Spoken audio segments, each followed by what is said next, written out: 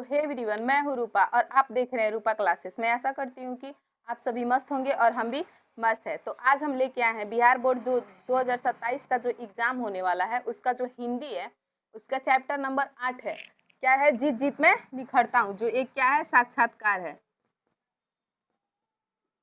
क्या है? एक जीत जीत में निखरता हूँ क्या है? एक साक्षात्कार है। ठीक है, जो कि बिहार बोर्ड 2027 के लिए वेरी वेरी इंपॉर्टेंट है। तो आइए हम सब देखते हैं। तो सबसे पहले इसके बारे में हम कुछ समझते हैं।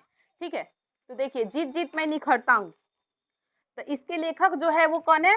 वो पंडित बिरजू महाराज है। ठीक है, तो पंडित बिरजू महाराज का जो जन्म हुआ था वो 4 फरवरी 1938 को लखनऊ के जफरीन अस्पताल में हुआ था। कब हुआ था? 4 फरवरी 1938 को लखनऊ के जफरीन अस्पताल में हुआ था, और वो भी शुक्रवार के सुबह बसंत पंचमी के दिन हुआ था। ठीक है, तो देखिए, वो जो थे पंडित बिरजू महाराज जो थे वो घर के आखिरी संतान थे, और इसके पहले उनकी 3 बहनें थी। ठीक है, जो कि उन तीनों बहनों का जो जन्म हुआ था वो रामपुर में हुआ था, और इनका जो जन्म हुआ था वो लखनऊ में हुआ था।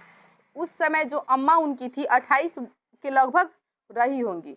बहनों का जन्म रामपुर में हुआ था, जो कि क्योंकि यहाँ पे बाबूजी उनके जो थे वो 22 साल रहे थे। कहाँ पे? रामपुर में।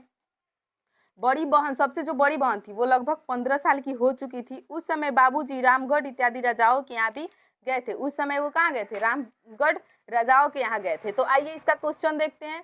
तो अगर आप लोग को अच्छा लगता है तो मेरा जो है इस क्लास को लाइक कीजिए, शेयर भी कीजिए और सब्सक्राइब भी कीजिए। तो देखिए, आइए हम देखते हैं।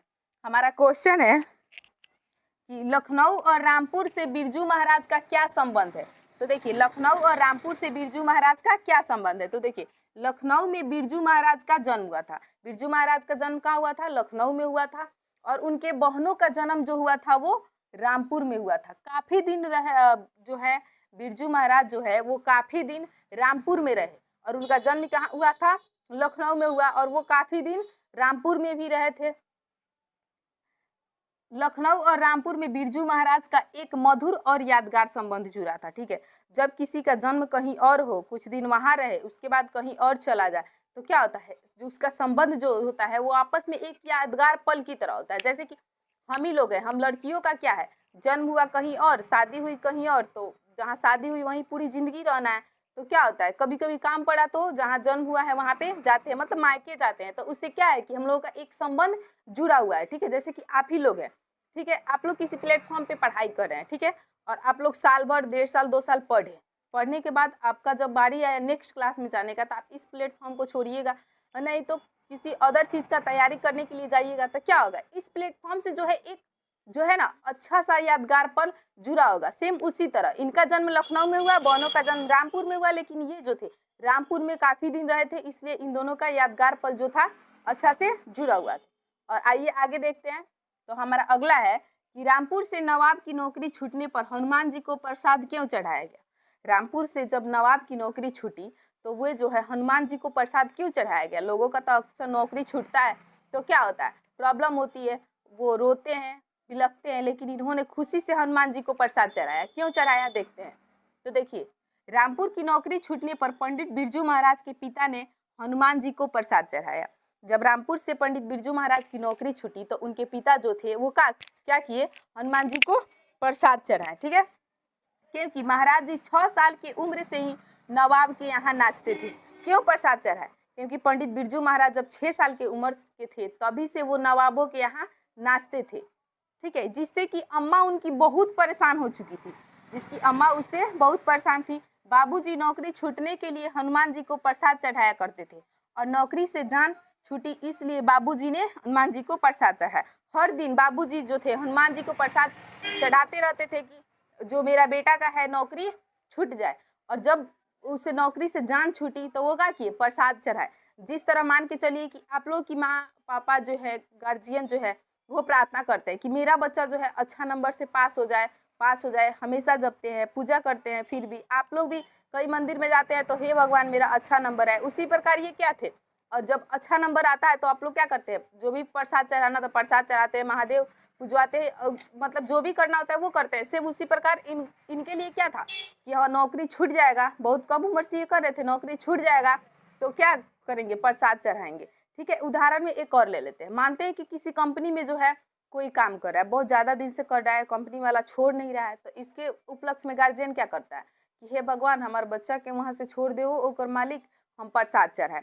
सेम वही था कि हाँ, इनका नौकरी छूट जाए, हम प्रसाद चढ़ाएंगे। तो वहीं पंडित बिरजू महाराज जी का जो है नौकरी छूटा, तो उनके पिता ने उस खुशी में क्या किया कि हनुमान जी को प्रसाद चढ़ाया। यहाँ तक समझ में आया? तो देखिए आप और इसे नोट कीजिए। और नेक्स्ट हमारा अगला क्वेश्चन है कि नृत्य की शिक्षा के लिए पहले पहल बिरजू महाराज किस संस्था से जुड़े और वहाँ किनके संपर्क में आए? जब वो डांस का जो है शिक्षा ग्रहण कर रहे थे, उस समय पंडित बिरजू महाराज जो थे वो सबसे पहले किसके संपर्क में आए, किससे मिले, ठीक है, और कब शुरू की? तो देखिए, नृत्य की शिक्षा के लिए पहले पहल बिरजू महाराज निर्मला जी के स्कूल दिल्ली में हिंदुस्तानी डांस म्यूजिक से जुड़े थे। कहाँ जुड़े थे? निर्मला जी के स्कूल दिल्ली में। स्कूल कहाँ था? दिल्ली में, जिसका नाम क्या था? हिंदुस्तानी डांस म्यूजिक। जिसका नाम क्या था? हिंदुस्तानी डांस म्यूजिक था दिल्ली में, ठीक है, उससे जुड़े। वहाँ वे कपिल जी, लीला कृपलानी इत्यादि से संपर्क में आए। हिंदुस्तानी डांस म्यूजिकल जो था, वहाँ पे किससे मिले थे? कपिल जी और लीला कृपलानी से मिले और वहाँ संपर्क में आए, ठीक है। अगला है कि किनके साथ नाचते हुए बिरजू महाराज को पहली बार प्रथम पुरस्कार मिला? बिरजू महाराज किनके साथ डांस किए थे कि उनको नाचते समय प्रथम पुरस्कार भी मिला था, ठीक है। तो देखिए, कोलकाता में बिरजू महाराज को पहली बार प्रथम पुरस्कार मिला। कहाँ मिला था बिरजू महाराज को प्रथम पुरस्कार? कोलकाता में मिला था। कब मिला था? पहली बार मिला था। इसमें शंभू महाराज चाचा जी और बाबू जी दोनों के साथ नाचे थे। किसके किसके साथ नाचे थे? शंभू महाराज और चाचा जी और बाबू जी के साथ नाचे थे। कौन? बिरजू महाराज, जिसमें उनको पहला पुरस्कार भी मिला था, ठीक है। अगला देखिए कि बिरजू महाराज ने नृत्य की शिक्षा किसे और कब देना शुरू की? बिरजू महाराज जो थे वो नृत्य की शिक्षा किसे और कब देना शुरू की थी? तो देखिए, बिरजू महाराज ने नृत्य की शिक्षा रसीम जी को करीब 56 के आसपास, जब उन्हें सीखने वाले की खोज थी, तब देनी शुरू की। उस समय बिरजू महाराज को सही पात्र की खोज थी। तो यहाँ तक समझ में आया? अगर आप लोगों को समझ में आता है तो आप लोग मेरे चैनल को सब्सक्राइब कीजिए, कमेंट कीजिए, लाइक कीजिए और कमेंट बॉक्स में बताइए कि आपको ये क्लास कैसा लगता है। अगर आपको ये क्लास अच्छा लगता है तो अपने दोस्तों के पास भी शेयर कीजिए, ओके, और अच्छा से तैयारी कीजिए और इसे नोट कीजिए। तो देखिए, हमारा नेक्स्ट क्वेश्चन जो है वो देखिए, ठीक है। क्वेश्चन है कि बिरजू महाराज के गुरु कौन थे और उनका संक्षिप्त परिचय देना था। बिरजू महाराज के गुरु कौन थे? हर एक किसी का गुरु होता है ना, जैसे कि आप ही लोग पढ़ रहे हैं तो आप लोग का अभी फिलहाल में गुरु कौन है? हम है ना हम है। तो उसी प्रकार उनका जो गुरु थे, नृत्य जो सिखाए थे उनको, वो कौन सिखाया था, ठीक है। तो देखिए, उनका परिचय भी बताना है। तो बिरजू महाराज के गुरु उनके बाबूजी थे। कौन थे? उनके बाबूजी थे। वे अच्छे स्वभाव के व्यक्ति थे। वे अपने दुख किसी के आगे व्यक्त नहीं करते थे। वे बहुत ही, उनके बाबूजी जो थे ना, वे बहुत अच्छे स्वभाव के थे। वो अपना दुख दर्द किसी के सामने व्यक्त नहीं करते थे, किसी को बताते नहीं थे, ठीक है।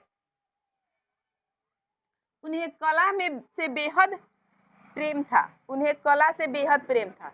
जैसे कि आप लोगों को मोबाइल से ज़्यादा प्रेम है, इनको IPL से ज़्यादा प्रेम है, का आपको रील बनाने से ज़्यादा प्रेम है, उसी तरह इनको क्या था?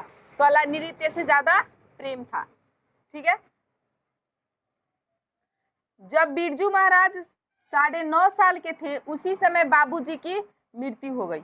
जब पंडित बिरजू महाराज 9.5 साल के उम्र के थे, तभी उनके पिता की क्या हो गई? मृत्यु हो गई, मतलब कि देहांत हो गई, ठीक है।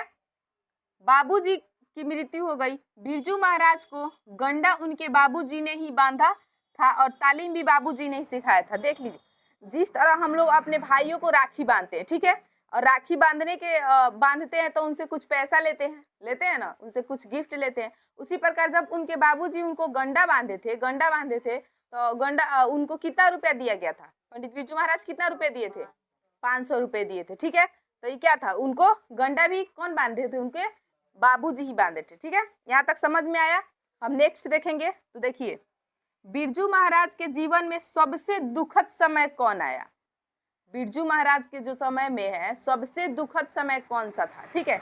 जिस तरह फिलहाल में जो अभी सबसे दुखद समय हम स्टूडेंटों के साथ क्या चल रहा है कि वैकेंसी नहीं आ रही है, ठीक है, वादा किया जा रहा है कुछ और दे रहा है कुछ और, ठीक है। तो सेम उसी तरह क्या था कि इनके समय में जो है सबसे दुखद समय क्या था, तो देखिए जब महाराज जी के बाबूजी की मृत्यु हो गई, जब पंडित महाराज जी थे, बिरजू महाराज थे, जब उनके पिता की मृत्यु हो गई, मतलब उनकी जब देहांत हो गई, उस समय मृत्यु हुई, तब महाराज जी के जीवन का सबसे दुखद समय था। जब उनके पिता की मृत्यु हो गई तो उनके समय क्या था, जीवन का सबसे दुखद समय था, ठीक है। घर में इतना भी पैसा नहीं था कि 10वां किया जा सके। पंडित बिरजू महाराज के घर में इतना भी पैसा नहीं था कि उनकी मतलब दाह संस्कार किया जा सकते, काम क्रिया जो होता है ना वो किया जा सके, ठीक है।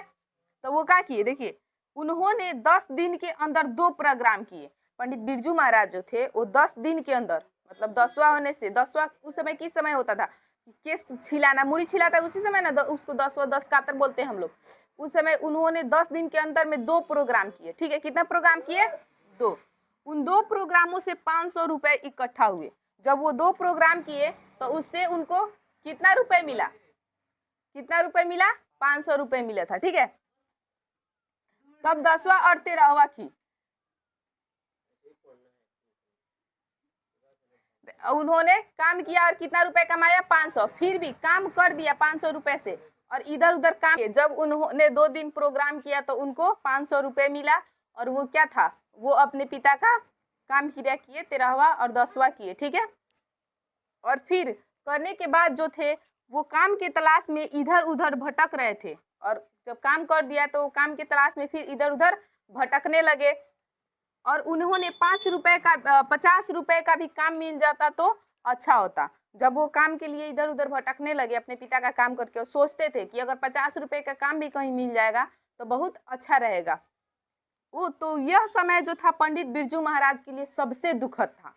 ये जो समय था उस समय क्या था, पंडित बिरजू महाराज के लिए सबसे दुखद समय था। एक तो घर में पैसा नहीं था, दूसरा वो 10 दिन काम किए तो पिता का काम क्रिया किया, उसके बाद घर में कुछ बचा नहीं।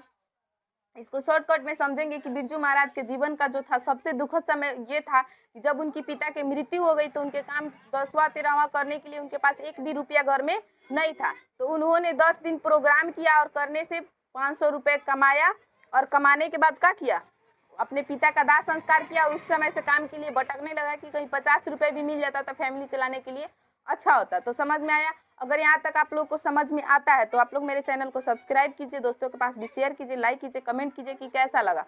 और जो है हम इसका नेक्स्ट पार्ट जो है अगले क्लास में लेके आएंगे। तब तक धन्यवाद।